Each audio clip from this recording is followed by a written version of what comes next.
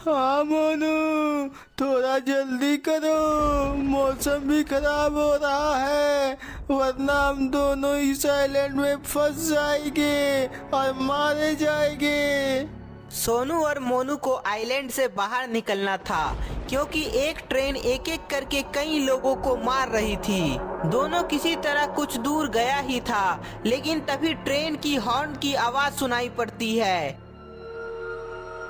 सोनू भाग, जल्दी से भाग, वो आ गई, वो शैतान ट्रेन आ गई। हाँ मोनू, चूचू चार्ल्स हमारे आसपास ही है। सोनू और मोनू लगातार भाग रहा होता है, लेकिन तभी सोनू रुक जाता है।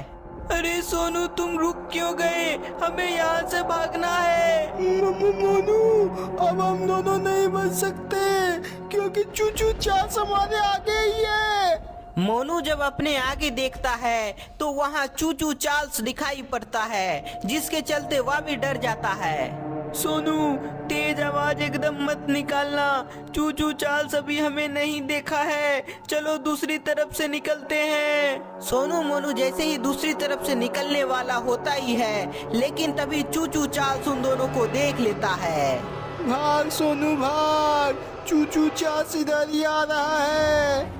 अरे बाप रे बाप, चूचू चार्ल्स कितना खतरनाक है, भागो। चूचू चार्ल्स से बचने के लिए सोनू और मोनू बहुत ही तेजी से भागता है, पर वह चूचू चार्ल्स से तेज नहीं भाग पाता है। चूचू चार्ल्स पीछे से दोनों पर हमला करता है, जिसके बाद दोनों नीचे गिर जाता है। चूचू चार्ल्स हमें छोड़ दो, प्लीज हमें छोड़ दो, हमें जाने दो। सोनू और मोनू अपनी जान की भीख चूचू चार्ल्स से मांगता है, पर चूचू चार्ल्स किसी का भी बात नहीं मानता है और उन दोनों को मार डालता है। No no no.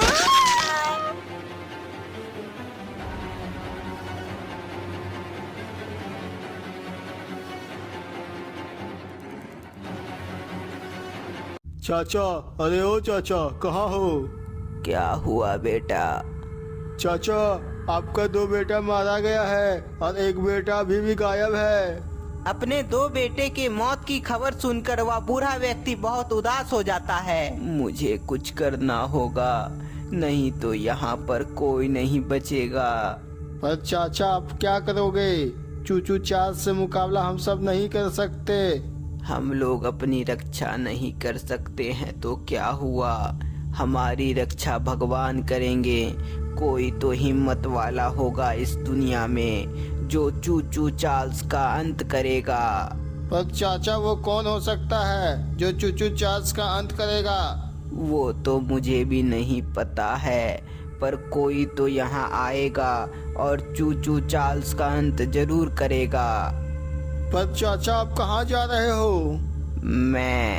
मैं उस व्यक्ति की तलाश में जा रहा हूँ जो चूचू चार्ल्स का अंत कर सके। चूचू चार्ल्स का अंत करने के लिए वह बूढ़ा व्यक्ति एक पीसीओ के अंदर जाता है और अनजान लोगों को कॉल करता है।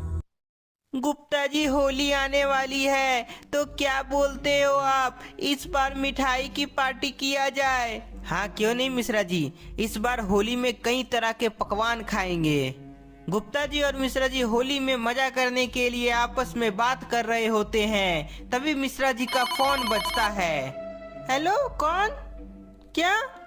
ये कैसे हो सकता है? आप कहाँ से बोल रहे हो? आइलैंड? ठीक है ठीक है। क्या हुआ मिश्रा जी, किसका फोन था? गुप्ता जी, कोई नया नंबर से फोन आया था और वह अजीब अजीब बातें बता रहा था। कैसी अजीब अजीब बातें मिश्रा जी, मुझे भी तो बताओ।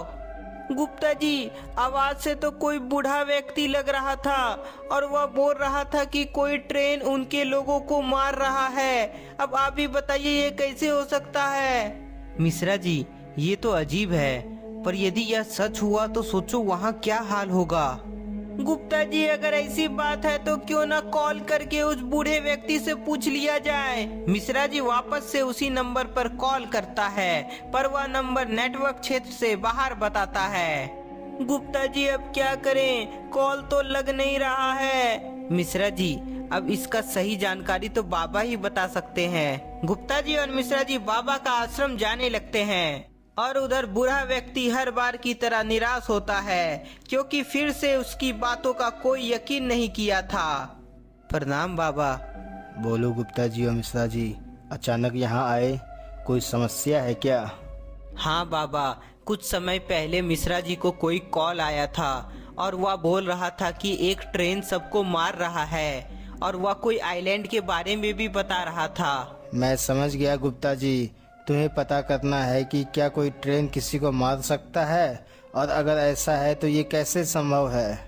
हाँ बाबा, मुझे यही पता करना है। बाबा वहीं बैठ जाते हैं और अपने मन की शक्ति से पता करने की कोशिश करते हैं। बाबा अपनी मन की शक्ति से वह सब देख पाते हैं जो उस आइलैंड में हो रहा था।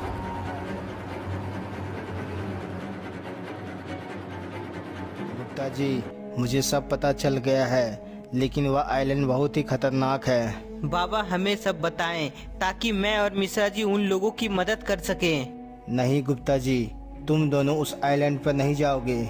क्यों बाबा, ऐसा क्या है वहाँ जो आप हमें वहाँ जाने से रोक रहे हैं? गुप्ता जी, वहाँ किसी बुरी शक्ति का साया है और वहाँ सच में कोई ट्रेन जिसका नाम चूचू चार्ल्स है जो सबको मार रहा है, इसलिए तुम दोनों वहाँ नहीं जाओगे। यदि बाबा मैं और मिश्रा जी वहाँ नहीं गए तो उस आइलैंड के लोगों को कौन बचाएगा? गुप्ता जी, उन लोगों की रक्षा करने मैं वहाँ जाऊँगा और तुम दोनों यहीं मेरा इंतजार करोगे। पर बाबा हमें भी जाना है। नहीं गुप्ता जी, वहाँ बहुत खतरा है। बाबा अकेले ही उस आइलैंड के लोगों का रक्षा करने के लिए निकल जाते हैं। गुप्ता जी, बाबा तो अकेले ही चले गए, अब हम दोनों यहाँ क्या करेंगे? मिश्रा जी, मेरे पास एक आइडिया है।